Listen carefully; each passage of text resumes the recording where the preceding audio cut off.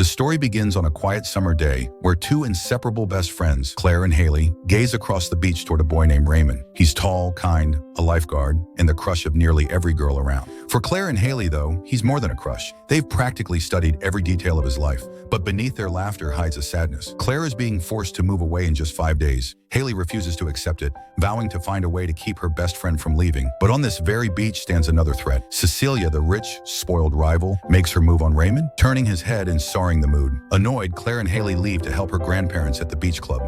There they run into Leonard, the eccentric pool boy, whose pranks never land, but whose curiosity will later matter more than they could imagine. That evening, Haley argues with her mother, who is already packing for their move overseas. Haley doesn't want to leave her friend behind. That night at the club, the girls joke, pray, and even beg for a miracle to keep them together. Suddenly, a violent storm shakes the skies. A giant wave crashes over the club, flooding the pool with seawater, and with it, something else. The next morning, the girls find Raymond helping Claire's grandfather clean the ruined pool. As they watch, Claire slips, plunging into the murky water. Before she can scream, she sees something moving, something alive. Raymond dives in and pulls her to safety, but Claire swears she saw a creature in the water. Bob, her grandfather, warns that sea animals may have been swept in by the storm, and he plans to drain the pool. Haley and Claire, of course, can't resist investigating. That night, they sneak back and toss food into the water, hoping to lure out the mystery. Suddenly, a shimmer breaks the surface. Rising before their eyes is a girl unlike any they've seen. Long flowing hair, shimmering scales, a tail glistening in the moonlight. Her name is Aquamarine. For the first time, the girls are face to face with a mermaid.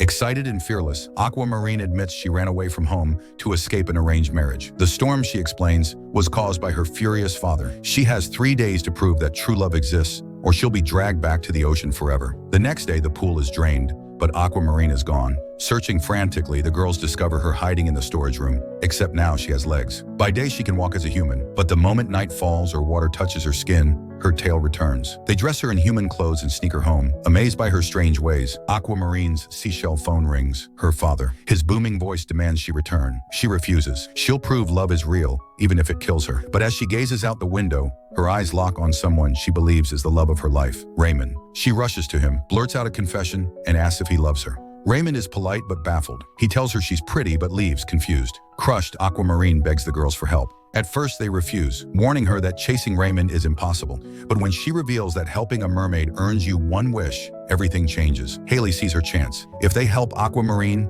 she can wish to stay and never move away.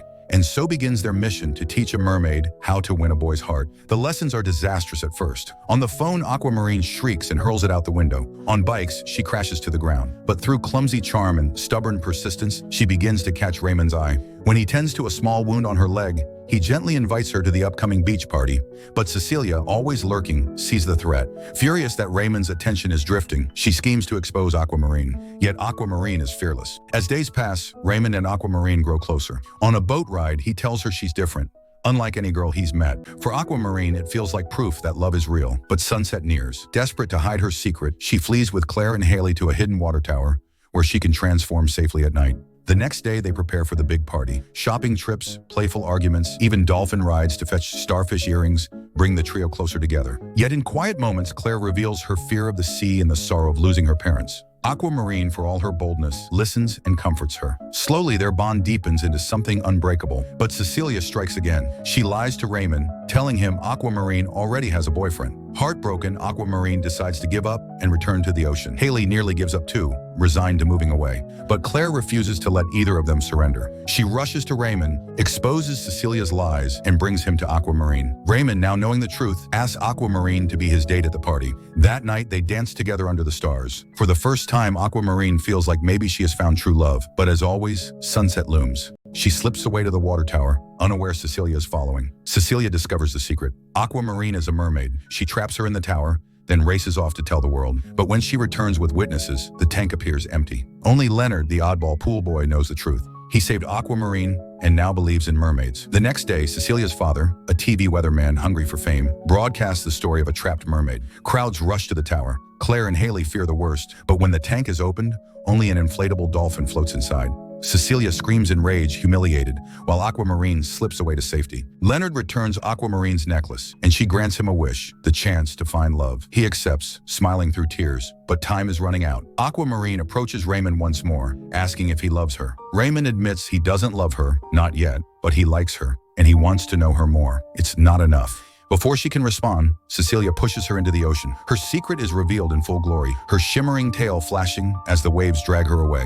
Raymond is stunned, but dives in after her. Claire and Haley race into the water too, Claire finally conquering her lifelong fear. Together, they save Aquamarine from the currents. But Aquamarine is devastated. She failed to prove love exists. Tears fall from her eyes and then silence. The storm that had raged since the beginning vanishes in an instant. Her father has been watching all along, and he sees the truth. Love exists, not only in romance, but in friendship. The fierce, selfless love Claire and Haley showed his daughter. Aquamarine is free. She tells her friends they've earned a wish to use whenever they desire. Claire smiles, promising her wish will be to visit Haley wherever she lives. Aquamarine hugs them goodbye, swearing she'll return one day. Before leaving, she turns to Raymond. She apologizes for hiding the truth. He forgives her, asking her to stay. But she can't, not yet. She belongs to the ocean. Still, she promises to come back, and with that, she disappears beneath the waves. In the final moments, Raymond thanks Claire and Haley for everything. As the two best friends walk side by side, their bond stronger than ever. The story closes on a note of hope, love, and the magic of friendship. If you were in Claire and Haley's place and a real mermaid appeared asking for your help to find love,